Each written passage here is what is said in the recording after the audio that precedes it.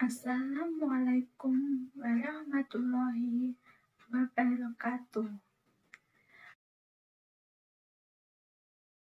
Perkenalkan, nama saya Lia Putrianingsih dari Prodi Perbankan Syariah 2B. Di sini saya akan menjelaskan mengenai Perjanjian Giyanti. Perjanjian Giyanti merupakan suatu perjanjian besar di masa silam. Perjanjian ini lahir sebagai sebuah kesepakatan segitiga politik antara Pakubuwana III, Pangeran Mangkubumi, dan Perserikatan Dagang Hindia Belanda atau VOC pada 13 Februari 1755. Nama Giyanti sendiri diambil dari lokasi penandatanganan perjanjian, yakni di desa Janti. Dalam pelafalan Belanda, ia tersebut sebagai Iyanti, dan secara tertulis ia terbaca sebagai Giyanti. Tempat tersebut terkenal sebagai Dukuh Kertan Jantiharjo, Karanganyar, Jawa Tengah.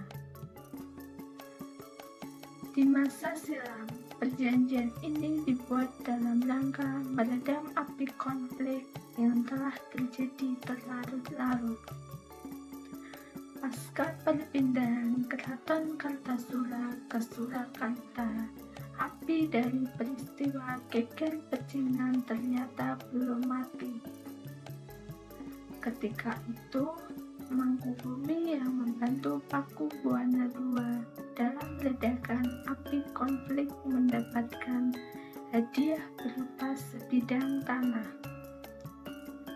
Namun, luas tanah yang diberikan menimbulkan kecemburuan.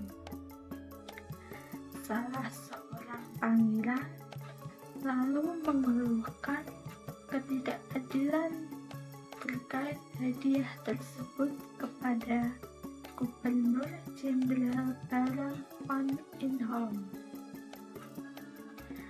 Sang gubernur tersebut kemudian membuat keputusan agar tanah tidak dimiliki oleh Mangkubumi.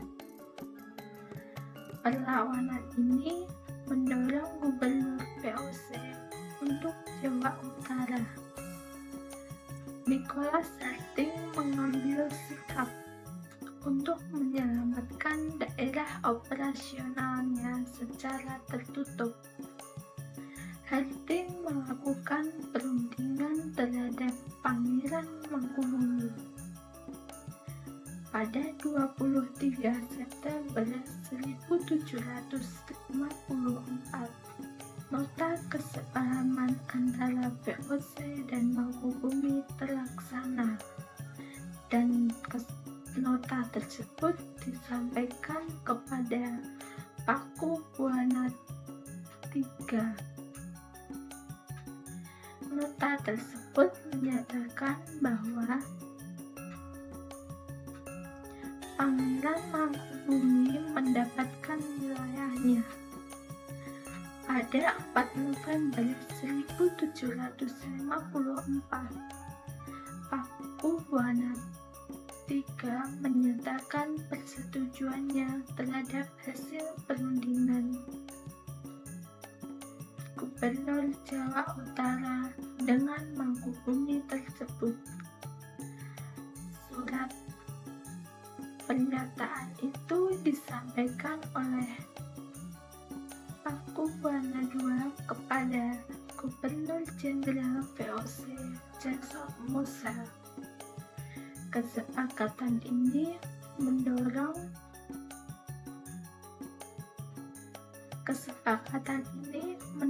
sebuah perjanjian besar yang ditandatangani di desa Giyanti.